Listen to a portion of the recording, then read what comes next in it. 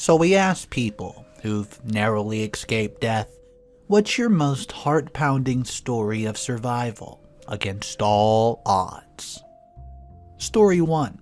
I've been one to never share my personal stories online, but this particular incident has haunted me for years now, and I think it's finally time just to let it out.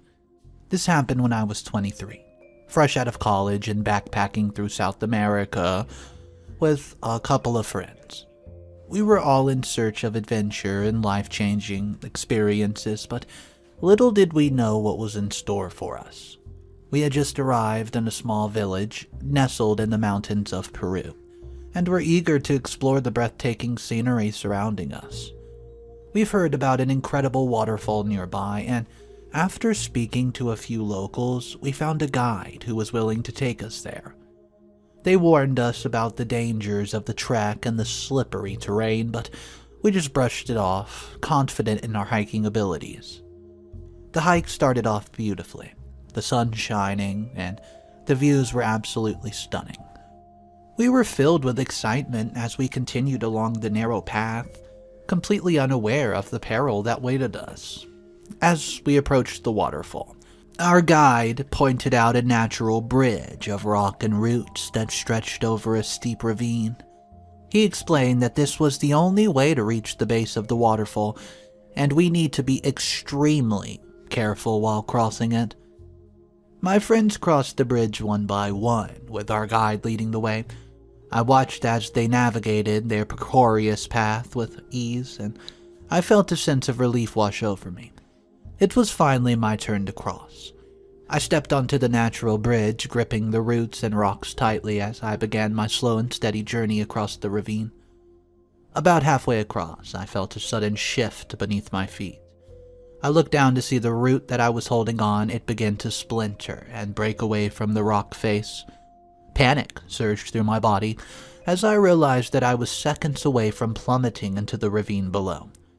So I frantically searched for another handhold. My heart was pounding into my ears at this point. Just as the root finally gave way, I managed to grab onto a sturdy rock. It was outcropping.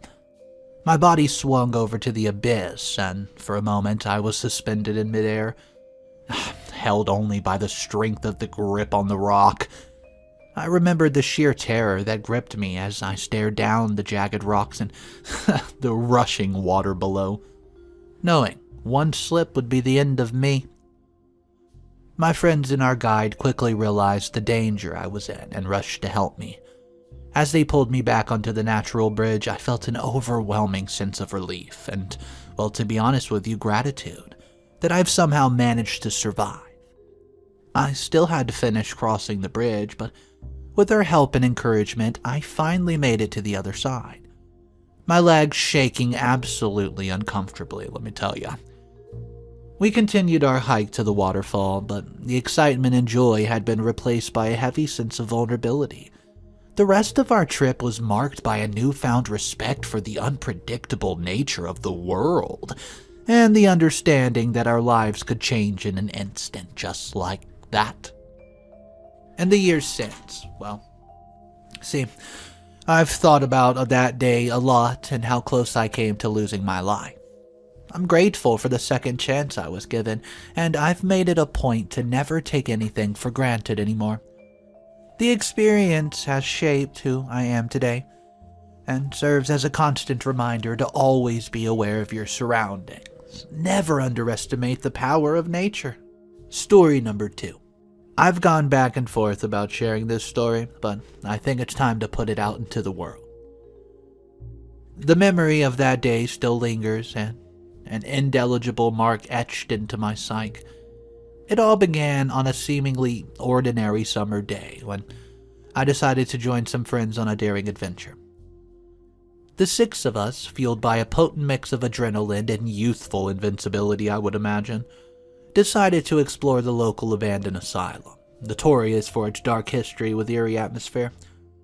We were skeptical of the whispered rumors about spirits and mysterious occurrences, so we set out to debunk the legends and prove our courage to one another.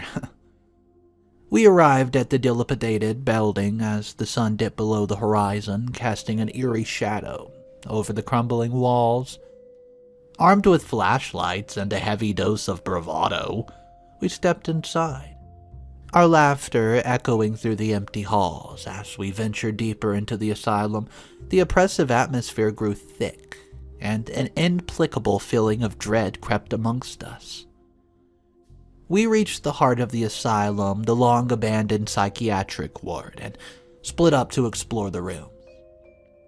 The air, it was this heavy, lingering sense of despair. I couldn't shake the eerie feeling that something, someone, was watching us. As I stepped into a particularly dark room, I suddenly heard a blood-curdling scream. My heart was obviously pounding, and I raced towards the sound only to find one of my friends in a state of pure terror. He claimed he saw a figure with hollow eyes standing in the corner of the dark room just watching him. We tried to calm him down, but his terror was contagious. We decided it's time. It's time to leave here. So we rushed out immediately, and as we rushed towards the exit, I couldn't shake the feeling that we were being followed. We finally reached the front entrance, but our ordeal was far from over. A sudden intense storm had erupted, and the wind howled around us as the rain fell in torrents. We knew we had to make it back to our cars, but the pathway had turned into a muddy, slippery mess. Determined to escape, we pressed on. As we navigated the treacherous terrain, a sudden bolt of lightning struck a nearby tree, causing it to crash down on the path just ahead of us. The impact was so powerful that the ground beneath us shook, and I felt my foot slip on the slick mud. Before I knew it, I was tumbling down a steep hill, barreling headfirst towards a jagged outcrop of rocks. Time seemed to slow as I hurled toward my doom. I just closed my eyes and braced for the impact ahead. But at the last possible moment, I felt a forceful yank on my arm, and my momentum came to an abrupt halt. I opened my eyes, and there was my friend, gripping my arm while, white-knuckled strength because he was just out of breath lunging for me just to save me in time for certain death. As we stood there, soaked to the bone and panting from adrenaline, the reality of us brushing with mortality sank in. We cheated death, not once, but twice that night, and we knew we had no business tempting fate any further. With newfound humility, we made our way back to the safety of our cars, forever changed by the events of that harrowing evening. And now, I've shared it with you. Story number 3. So, this is a story I don't tell too often, mainly because it freaks people out, but I figured why not share it here. A few years back, I was on a road trip with my best friend Jake. We were both in our early 20s, feeling invincible and just wanted to have a bit of fun. Our plan was to drive from Cali to New York, stopping at some cool places along the way I pinned on Google. We're about halfway through the trip, right? Driving through a rural area in the Midwest when we decided to take a break from the highway and just explore some back roads. It was late afternoon, and we're just cruising along in this empty road, enjoying the scenery and blasting music, having a great time. We had no idea that we were about to have the absolute scare of our life. Well, as we came to the bend, we found ourselves facing a massive tractor trailer that was barreling straight towards us. I have no idea how the driver didn't even see us, but he was headed right for us, and there's no time to react. Jake, he was driving, he swerved, and, he went onto the shoulder, narrowly avoiding a head-on collision. But our troubles didn't end there. The sudden swerving caused our car to lose control, and we started to skid onto the gravel. The car veered off the shoulder and started heading straight for a steep drop-off at the side of the road. We both knew that if the car went over that edge, heck, we'd be toast. In a split second, Jake managed to regain control of the car and hit the brakes just as we reached the edge of the drop-off.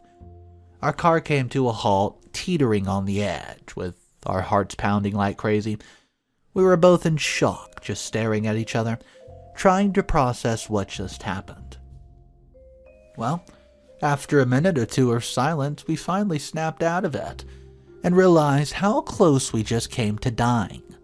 We carefully backed the car away from the edge and got out to assess the damage. Miraculously, neither of us were hurt, and the car only had a few scratches and dents. We took a few deep breaths, then got back on the road, driving a heck of a lot more cautiously than before. The rest of the trip went off without a hitch, but we never forgot that near-death experience. It taught us that life can change in an instant, and you can't take anything for granted. Since then, I've definitely become more cautious of a driver, and more appreciative of a person in general. I know it's cliche, but, well, that experience really did change my life.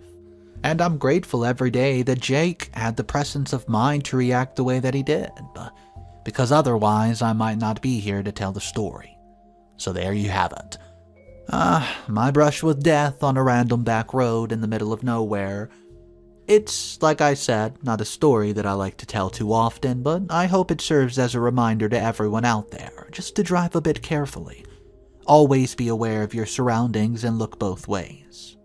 You never know when your life might depend on it, so let me know. Guys, anybody out there who narrowly escaped death? What's your heart-pounding story of survival against all odds? My name's Mr. Reddito. Drop your comments down below, and I'll see you in the next one. Peace.